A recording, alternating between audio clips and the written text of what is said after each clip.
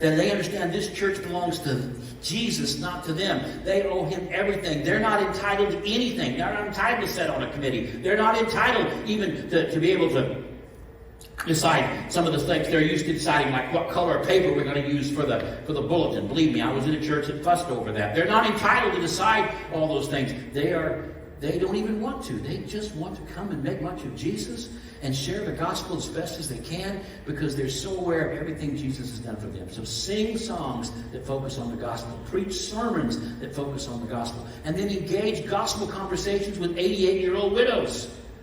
Just like you would if they were a 22-year-old college student who just found Jesus. Get them involved in some kind of gospel conversations.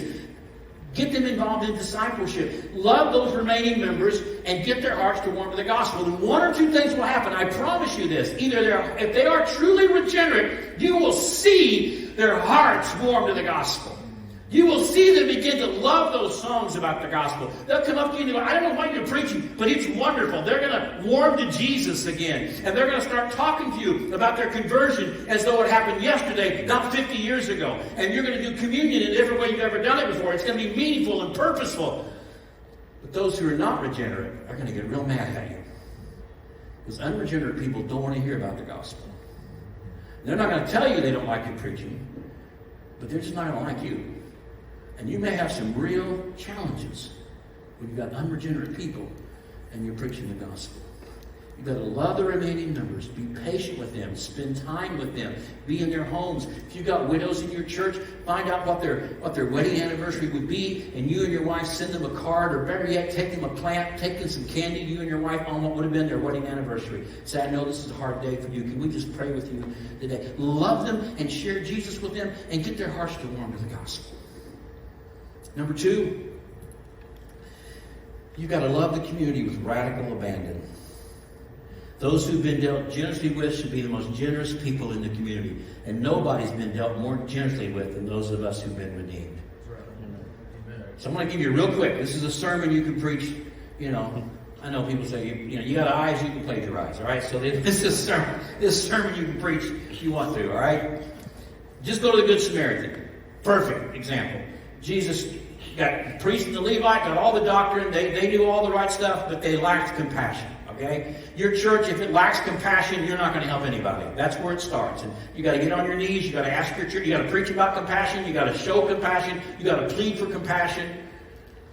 But once you have compassion, you do what the Good Samaritan did. And what did he do? The first thing he did was bending. He bent down and touched that person where he was hurting. If you're gonna love your community, you got to do where the community is. You got to leave your building and you got to bend down. You got to touch them at the point of their hurt. Now that's a dirty place. It's a dangerous place. The Samaritan could have been attacked by whoever attacked that guy. They could be just waiting in the bushes. Yeah, I got news for you. Bulletin: missions is risky. Well, what if they tear up our building? What if they do? I mean, you don't get a crown in heaven because your building was pristine when Jesus came back. I mean, missions is risky. The priest and the Levite didn't want to take a risk, but it begins with bending, getting down to where they are. And then it was tending. They had to touch him where he hurt. He took his own rags, probably his own clothing, put a bandage on him. So you got bending and tending. You can preach this. And then what did he do? He took him to the inn, and he spent the night with a stranger. Mending. I mean, one of the reasons we don't bend and tend is we don't want to spend the time to mend. We know if I start getting the guy's life, this lady's life, this family's life, it's going to take my time. Absolutely, it's going to take your time. That's what missions does. Otherwise, you're the priest and Levite and you walk right on by. You bend. You tend. You mend. I mean, he had to change his bed linen. He had to bring him something to eat and drink. What a mess for a guy he'll never even see again. Not only that, Jesus put another thing in there, didn't he? Spending. He spent his own money on a guy he'll never see again.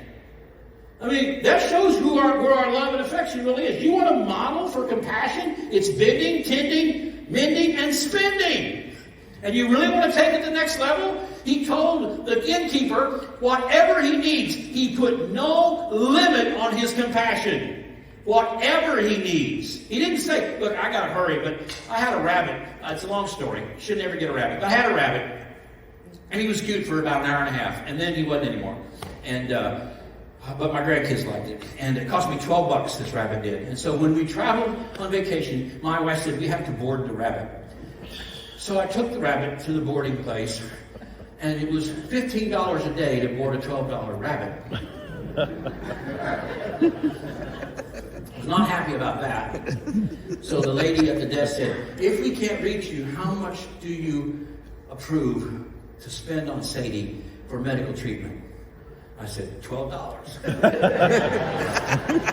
That's what she cost me? That's about all she's worth. Oh, that's terrible, she said. I said, well, I'm serious. You like you can't go find a rabbit somewhere? Anyway, point is, there was a limit to my compassion for Sadie. It's $12, all right? Maybe she will die. I want to pay the whole bill all the way through. But there's no limit. Jesus, when he told this parable, he put whatever he needs. That's actually lending for the future. You know how many times I deal with churches and they go, really think God wants us to do this, but well, I don't know how we're going to do that. Well, if he wants you to do it, he'll find a way for you to do it. And it may cost you more than you expect. And the whole picture of that is Jesus didn't hold anything back in your redemption, did he? He gave everything. And that's what we're to do. And then finally, sending. Jesus said, you go and do likewise. You can go to outreach conference, but listen, Jesus told us what to do. Do what the Good Samaritan did. Find people all around you who are hurting and dying and broken and beaten up by sin and Satan, and just be busy bending, tending, mending, spending, lending, and then sending them out to do it again. That's all you gotta do. You gotta love your neighborhood with radical abandon. You gotta be the most generous people in your neighborhood.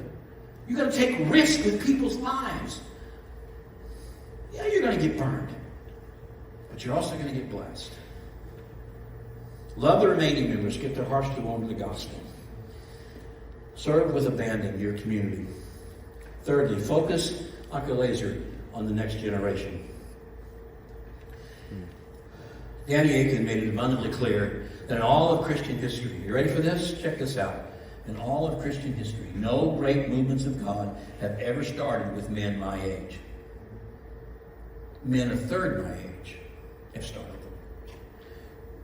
Men my age are pretty good at shutting them down, but we're not real good at starting them.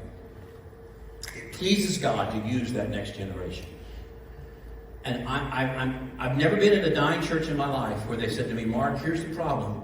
We have too many young men between the ages of 18 and 30 in our church. Yet I've never been in a growing new church plant that didn't have an abundance of young men between the ages. That you've got to focus like a laser on young men. You don't ignore the old ladies or the old men. You don't ignore the women. But as a pastor, as a man, as a male, I can't spend an inordinate amount of time with a young lady, but I can spend a lot of time with a young man in my community. And if I can spend time with him and disciple him and lead him to Jesus, help him lead his family to Jesus, that's pretty amazing. That's a game changer. I'm just going to cut to the chase. I put it in the book, and I mean this with all my heart and with all the grace I have. As a pastor, if you cannot find one young man in your community to disciple or lead to Christ within a year or two, you should probably reconsider your call. Because you can't ask your people to do what you're not doing. You say, well, how do you do that? You volunteer. You go wherever young people are. You make yourself available. You get up every day and say, Lord, give me a divine appointment. Help me meet somebody that I can share Jesus with. I'm telling you, all young guys will listen to old men today. They want to spend time with us. It's a glorious thing. But you have to realize. And you say, well, what's your scriptural basis for that? Well,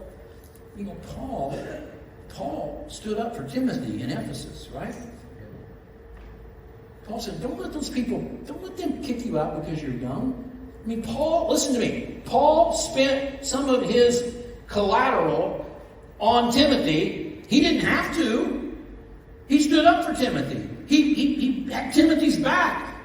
Was Timothy the most mature, strongest leader in that church? Probably not. But Paul understood the importance of the next generation. Look, you and I, our life is a vapor. Please subscribe and hit the notification bell for more truth and to spread the light of Jesus Christ.